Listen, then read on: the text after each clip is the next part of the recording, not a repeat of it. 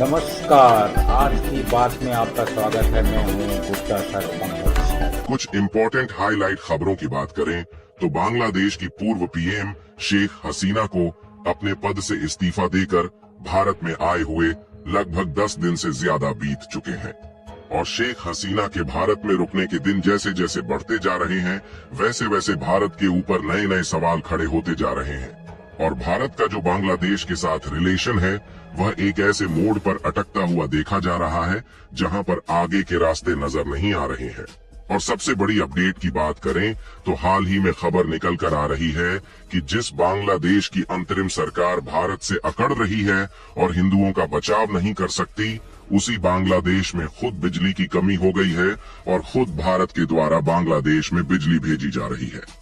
और कुछ दिन पहले अदानी को भारत सरकार की तरफ से बांग्लादेश में बिजली बेचने की परमिशन मिल गई है।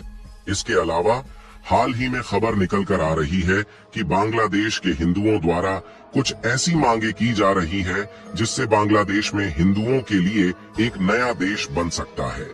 इसके अलावा हाल ही में 15 अगस्त के संबोधन में भारत के प्रधानमंत्री पीएम मोदी ने बांग्लादेश की नींद को उड़ा कर रख दी है। यहाँ तक कि बांग्लादेश ही नहीं बल्कि जितने भी मुस्लिम देश हैं, मोदी के इस बयान से वहाँ पर हड़कंप मच गया है।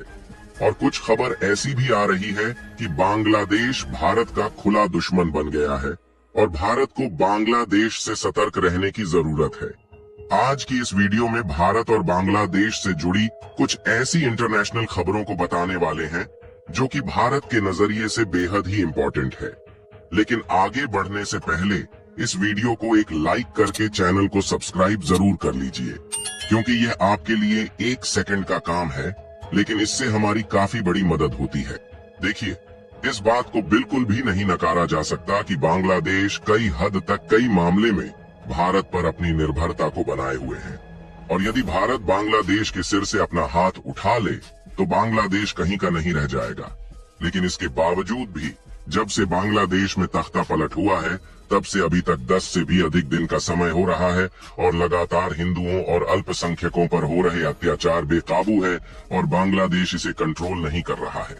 लेकिन शायद बांग्लादेश की अंतरिम सरकार जो भारत से पंगा ले रही है, उन्हें यह बात मालूम चल चुकी है कि इनका काम भारत के बिना बिल्कुल भी नहीं चलने वाला है। दरअसल आज हम एक ऐसी खबर पर चर्चा करने जा रहे हैं जो हाल ही में भारत और बांग्लादेश के बीच चर्चा में बनी हुई है। सबसे पहले आप इस रिपोर्ट को देखिए। यह रिपोर्ट बांग्लादेश में तख्ता पलट होने के 1 दिन बाद निकल कर आती है, जिससे आप अंदाजा लगा सकते हैं कि जब बांग्लादेश के हालात बेकाबू हो गए तो बांग्लादेश में बिजली की उपलब्धता कम होने लगी, जिसके कारण बांग्लादेश की नजर भारत पर पड़ी, क्योंकि भारत ही एक ऐसा देश है जो बांग्लादेश को बिजली की सप्लाई कर सकता है। और आपको बता दें कि अभी भी बांग्लादेश को काफी ज्यादा बिजली की सप्लाई की जा रही है। लेकिन जब बांग्लादेश में क्राइसिस शुरू हुआ तो बांग्लादेश के जो इलेक्ट्रिसिटी प्रोडक्शन प्लांट है उनमें भी कर्मचारियों की उथल पुथल मचने लगी है, जिससे बांग्लादेश अपनी जरूरत के हिसाब से बिजली नहीं पैदा कर पा रहा है।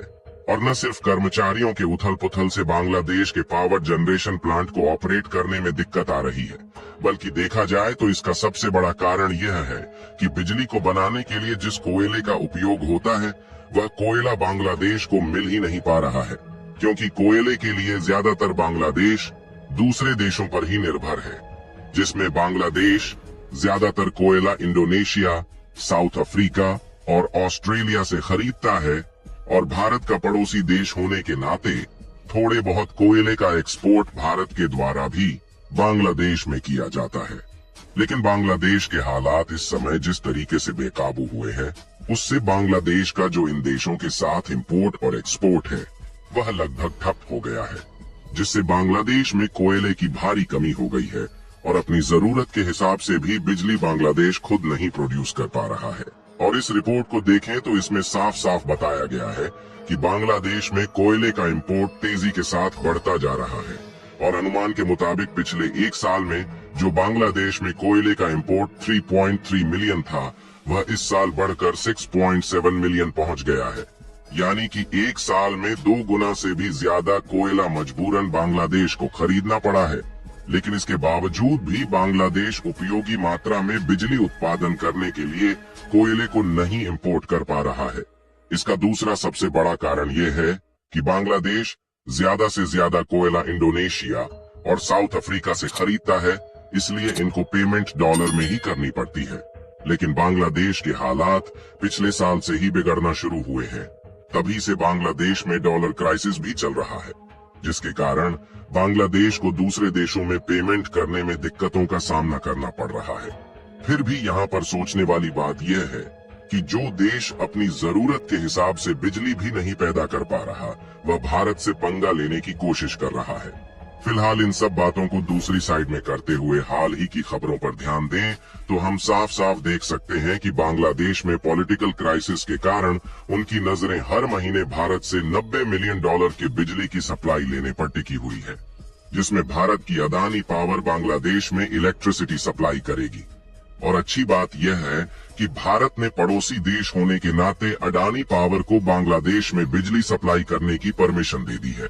वैसे देखा जाए तो इसके पहले भी अडानी पावर के झारखंड पावर जनरेशन प्लांट से 1496 मेगावाट बिजली सप्लाई के लिए नवंबर 2017 में बांग्लादेश पावर डेवलपमेंट बोर्ड ने 25 साल की बिजली खरीदने के लिए समझौता किया था।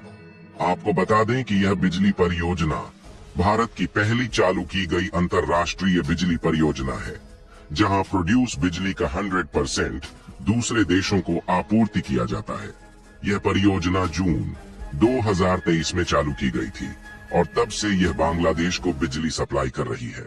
लेकिन जब बांग्लादेश की परिस्थितियां खराब हुई तो उन्होंने और भी ज्यादा बिजली की डिमांड की और अब जो परमिशन अदानी पावर को मिली है उसके मुताबिक 1600 मेगावाट की क्षमता के साथ बांग्लादेश में इलेक्ट्रिसिटी का एक्सपोर्ट किया जाएगा। यानी कि जाहिर तौर पर बात है कि जो बांग्लादेश भारत से पंगा लेने की कोशिश कर रहा है, अगर भारत उससे हाथ खींच ले और बिजली की सप्लाई बंद कर दे तो वह कहीं का नहीं रह जाएगा। इसके अलावा अगली बड़ी अपडेट निकल कर आ रही है कि हिंदुओं और अल्पसंख्यकों पर जिस तरीके से अत्याचार हो रहा है, इससे सभी हिंदू और अल्पसंख्यक एक साथ मिल चुके हैं और ये बांग्लादेश के हिस्से में ही नए देश बनाने की मांग कर रहे हैं। और साथ ही पीएम मोदी ने बांग्लादेश पर आज जो बयान लाल किले से दिया है, उससे कई मुस्लिम देशों को झटका लगा है। बांग्लादेश में जो कुछ भी हुआ है उसको लेकर पड़ोसी देश के नाते चिंता होना, मैं इसको समझ सकता हूं। इन दिनों में बांग्लादेश की विकास यात्रा में हमेशा हमारा शुभचिंतन ही रहेगा, क्योंकि हम मानव जाति की भलाई सोचने वाले लोग। चुनौतियां हैं, अनगिनत चुनौतियां हैं। चुनौतियां भीतर भी है, चुनौतियां बाहर भी है। और जैसे जैसे हम ताकतवर बनेंगे, जैसे जैसे हमारा तवज्जो बढ़ेगा, तो चुनौतियां भी बढ़ने वाली है।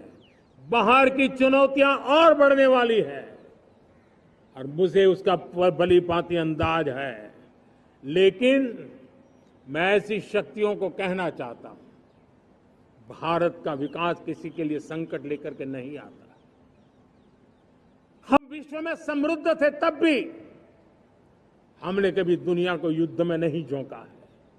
हम बुद्ध का देश है, युद्ध हमारी राह नहीं है। और इसलिए विश्व चिंतित न हो भारत के आगे बढ़ने से। मैं विश्व समुदाय को विश्वास दिलाता हूं कि आप भारत के संस्कारों को समझिए। आप लोगों को क्या लगता है कि इन सब के बाद बांग्लादेश में हिंदुओं को बचाने पर बांग्लादेश सरकार कोई बड़ा कदम उठाने वाली है या नहीं? अपनी राय कमेंट में जरूर बताएं और इस वीडियो को एक लाइक करके अपने मित्रों तक शेयर जरूर करें ताकि उन्हें भी जानकारी मिल सके। इसी तरह और भी नॉलेजेबल वीडियो देखने के लिए चैनल को सब्सक्राइब करके बेल आइकन को ऑल पर जरूर सेलेक्ट करें।